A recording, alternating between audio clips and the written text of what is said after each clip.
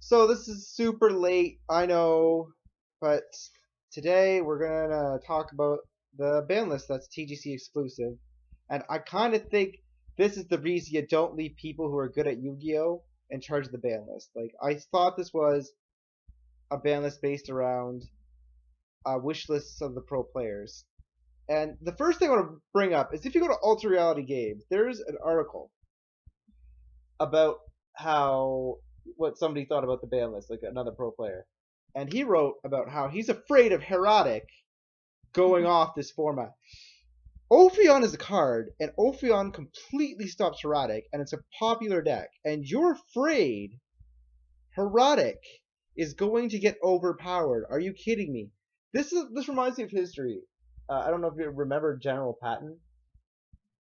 Well, he was this, Oh, yes, he was this famous amphibious commander. It was like World War II. no, I don't know it. Okay. Anyway, he was a really good general. You know, he conquered a lot of things. He won a lot of battles, but he treated his soldiers like crap. And so, what ended up happening was he'd smack them around and stuff, and he ended up getting like disembargoed and like kicked off. And then later on during D-Day, they brought him back on, and he kicked a lot of ass. But it just goes to show you, as good as General Patton was for wars, he wasn't really good for being in charge of his soldiers and stuff. Like, he didn't treat it with respect. My biggest thing, Stratos got banned. If you were a hero player, have fun playing a Gemini deck. I mean, even you don't play Yu-Gi-Oh that much, but even you knew that balance was a little extreme. Just a little like I find like the reason for the ban list is for decks that are overpowered so they can get kicked in the nuts a little or power things up a little more because they're Well, a little. the thing is, Stratos. What does Stratos do that the gadgets don't? Gadgets add themselves to the hand. You play a gadget deck, you make the Machinia Geargia X thing, and you add a machine to your hand, any machine to your hand with that guy. You go. What's some other cards that just add to the hand? Oh, Earth. Earth adds Venus to your hand. You can use Transmodify on her. Stratos, you can't really Transmodify Stratos. Like, I don't know. Heroes to me, Stratos was broken. I'm gonna say that. But it was the only thing Heroes had going for them, and Heroes was slow as hell. You had to get yourself all set up in the graveyard. It wasn't like you could just OTK easily, is my whole point. It took a lot of work. You had to set your hand, you had to kind of go all in. Like, okay, if you have to set your hand, and you're going all in, and your going all in is usually not an OTK, you've got a bit of a problem. Heavy Storm getting banned was ridiculous, and this is why. Whoever goes first in a Heavy Stormless format has the best advantage ever. They will set, because if I set a monster and 3 trap cards, and then you play a monster, I bottomless trap hole your monster, let's say, and then you set 3 trap cards, and one of those is bottomless trap hole. You have to wait for me to play another monster before you can bottomless. That's pretty unfair, in my opinion. It's kind of needed to. And also things like Icarus attack were just left unlimited, which you tribute a winged beast, destroy 2 cards. Dark Worlds got hit, and you're a Dark World player, and that deck got really upgraded. Because now that all the good cards are limited, you have a way easier time with Drag Down into the grave to pick. Or it's easier, I guess, to. It's more devastating.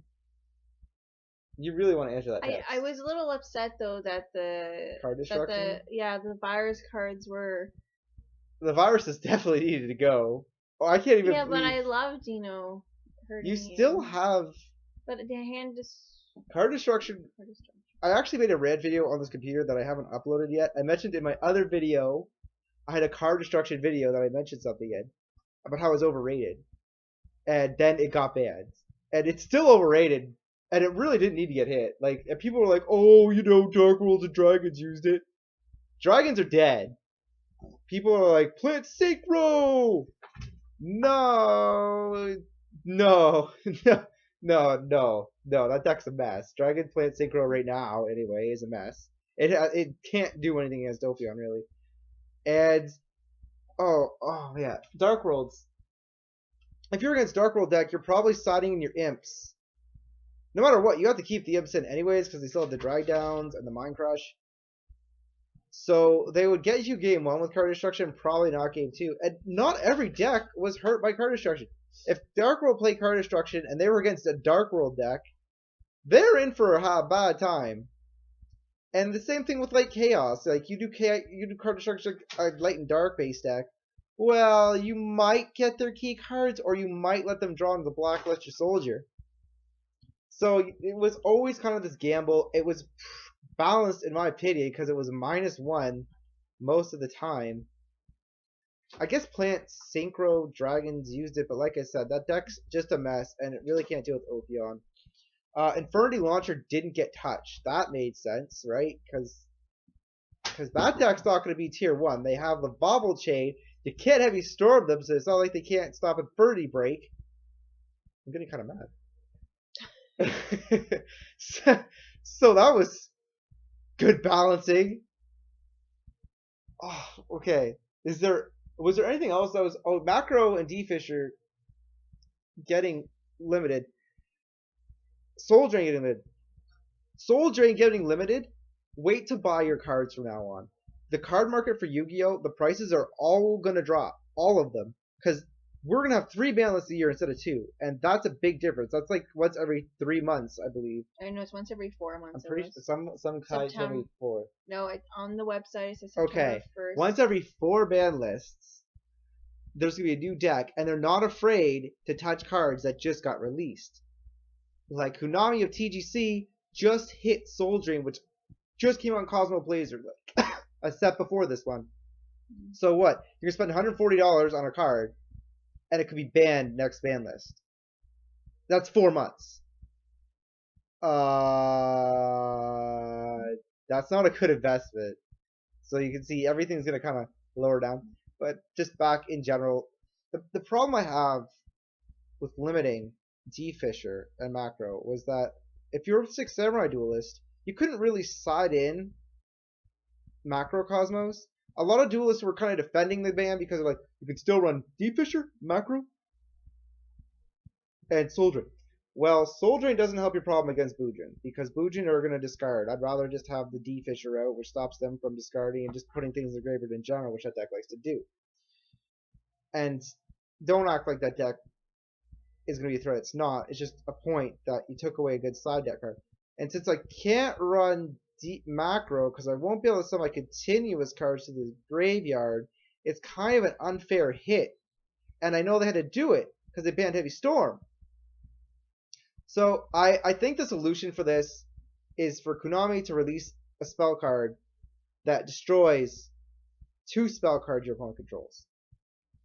Because that way it's not like Heavy Storm. That way you could still set a bunch, and the format's still slower. But on the other hand, the opponents will think twice about setting everything possible valuable. And it'll make Starlight Road kind of playable again. Like, just limit this card instantly when you release it. Oh, okay. And I'm a little upset Trishula didn't get unbanned. And people are always saying Trishula's so bad and stuff. I don't see it. Trishula to me was it was a really risky card. You had to use Max C. Your opponent could chain Max C to screw you over with Trishula. If you did Max C, you lost your advantage, which Trishula would have ever got you. Effect Veiler stopped Trishula. Warning would stop Trishula. Like, there's just a lot that could have stopped Trishula, and people were always like, Mermails can make it turn 2, but Mermails are so good at OTKs, and there's just so much better options for them in general, that if they did Trishula, I don't think they're in the best winning position anyways. Like, they're losing a lot of card advantage for that, for a big risk anyway. So, pretty much my only gripe with this ban list was the Heavy Storm. Heavy Storm, the D-Fisher macro bugged me, but sorry, Heavy Storm. Just that's it. Okay, touching the screen didn't work.